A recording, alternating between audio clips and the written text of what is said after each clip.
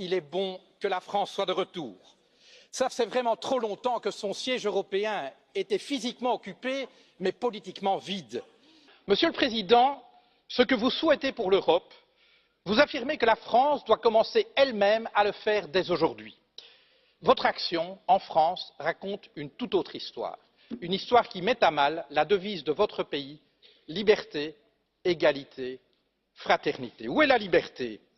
Lorsque vos citoyens peuvent être surveillés, assignés à résidence et perquisitionnés sur de simples soupçons de la police.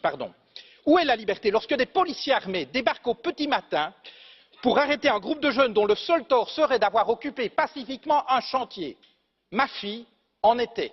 Elle fut emmenée devant son fils de 2 ans, loin de chez elle pour subir pendant toute une journée un interrogatoire. Dans votre France, l'état de droit garant de nos libertés s'éloigne jour après jour. Liberté, égalité. Où est-elle l'égalité lorsque vous imposez toujours plus de précarité aux travailleurs alors qu'en même temps, vous faites des cadeaux fiscaux aux plus riches, ceux que vous aimez appeler les premiers de cordée? Votre foi en eux est inébranlable, mais voyez-vous, ce qui définit la cordée, Monsieur Macron, c'est la corde. C'est elle qui permet d'adapter la vitesse du premier de cordée aux besoins du groupe. C'est elle aussi qui empêche les derniers de cordée de tomber au ravin. Mais dans nos sociétés, Monsieur le Président, cette corde n'existe plus. Les riches s'enrichissent, les classes moyennes stagnent et se précarisent, et les plus fragiles sont abandonnés à leur sort. Liberté, égalité, fraternité. Est-ce au nom de la fraternité que vous vendez des armes à des régimes qui les retournent contre leur propre population ou contre leurs voisins? Où est-elle cette fraternité lorsque votre police lacère tente ses sacs de couchage de migrants? Procédures expéditives, recours non suspensifs, détentions administratives, voilà les ingrédients de votre projet de loi sur l'asile et l'immigration. Contenir et refouler plutôt qu'accueillir des êtres humains en exode forcé. Liberté, égalité, fraternité, au pays de l'accord sur le climat, je rajouterai un 4e terme, durabilité. Vous dites vouloir la taxe carbone, la fin du glyphosate, la fin des voitures diesel, bravo.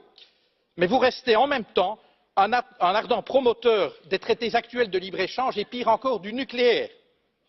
Alors, vous avez permis, contrairement à votre prédécesseur, l'adoption par l'Union européenne d'une définition totalement laxiste des perturbateurs endocriniens. Alors, vous avez eu le courage de mettre un terme à ce projet insensé d'aéroport à Notre-Dame-des-Landes, mais c'est pour, dans la foulée, écraser dans la violence les projets de celles et ceux qui inventent depuis des années une manière différente de vivre. Monsieur le Président, un livre vous dit philosophe. Il affirme qu'aucun de vos mots n'est le fruit du hasard. Voici quelques mois, vous avez parlé des gens qui réussissent et des gens qui ne sont rien. Vous n'avez pas dit des gens qui ne font rien ou des gens qui n'ont rien. Vous avez parlé des gens qui ne sont rien. Voyez-vous, pour nous, le projet européen consiste précisément à faire en sorte que plus jamais, en aucun endroit de ce continent, aucune femme, aucun homme ne puisse être considéré comme rien ou se penser comme rien. Car considérer des êtres humains comme rien, c'est permettre de leur faire subir n'importe quoi, et cela, nous ne l'accepterons jamais.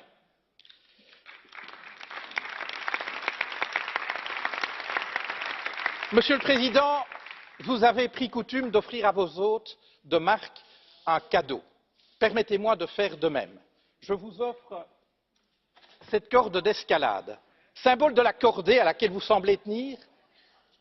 Je vous dirai ceci. Chaque fois que vous ferez avancer la cause de la liberté, de l'égalité et de la fraternité en Europe, chaque fois que vous agirez pour une Europe plus juste, plus durable et plus démocratique, nous serons à vos côtés. À défaut, vous nous trouverez sur votre route. Je vous remercie.